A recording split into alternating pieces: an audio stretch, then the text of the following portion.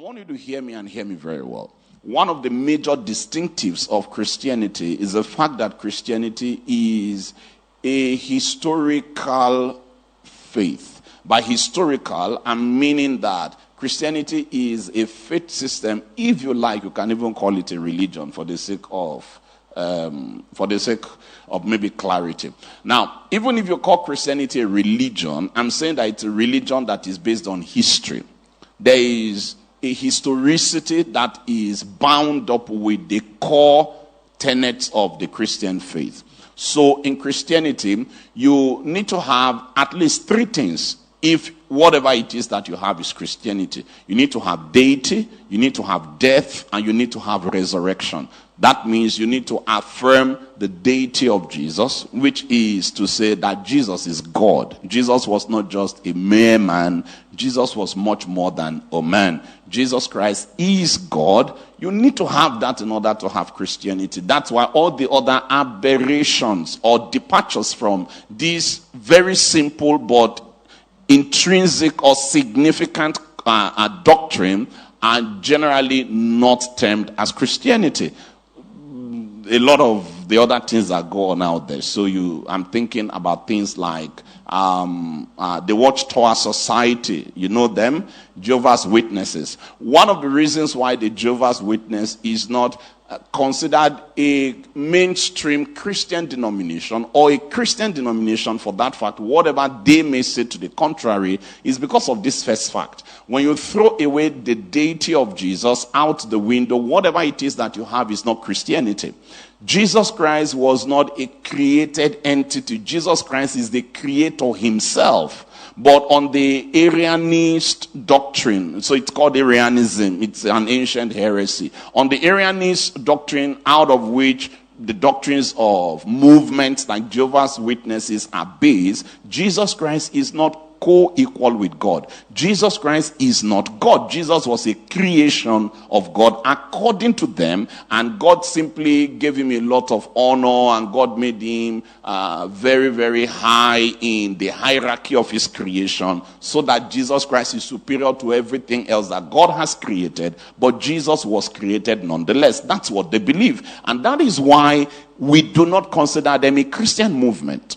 So number one, I said, in order for you to be Christian, you need to have deity. The deity of Jesus has to be there. Number two, you need to have death. The death of Jesus has to be there.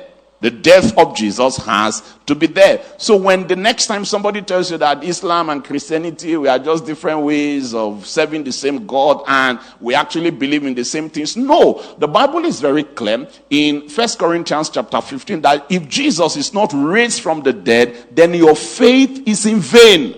You cannot have resurrection without death.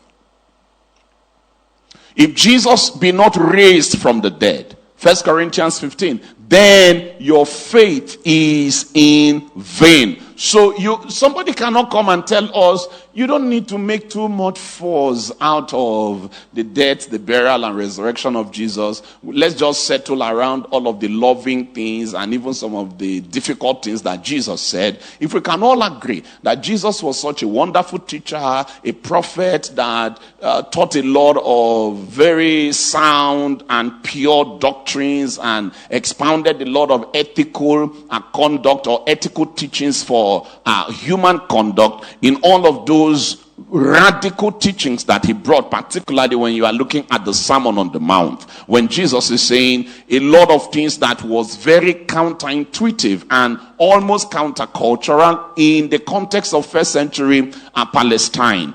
When Jesus is saying to them, you have been told an eye for an eye, but I'm saying to you, love your enemies and pray for those that despitefully use you. It has been said unto you, thou shalt not commit adultery. But I say to you, if you as much as look at a woman lustfully, you've committed adultery with her in your heart. And on. Those teachings of Jesus, a lot of people are happy to embrace them. A lot of people are happy to say, yeah, Jesus was a very wonderful person. Don't repay evil with evil. If somebody slaps you on one cheek, turn the other cheek. We're happy with all of that. But when you want to go into this whole issue of Jesus Christ being the only way to God and dying and being buried and being raised from the dead, That's not quite it. So why not we just agree on the commonalities that we share?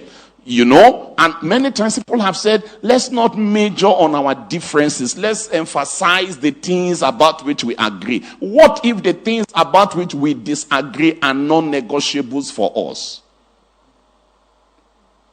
As one of the church fathers said, sometimes he said it's Anselm or so. We are not very sure. But that maxim is very, very critical, and it's an important one to work with. That in the essentials, unity.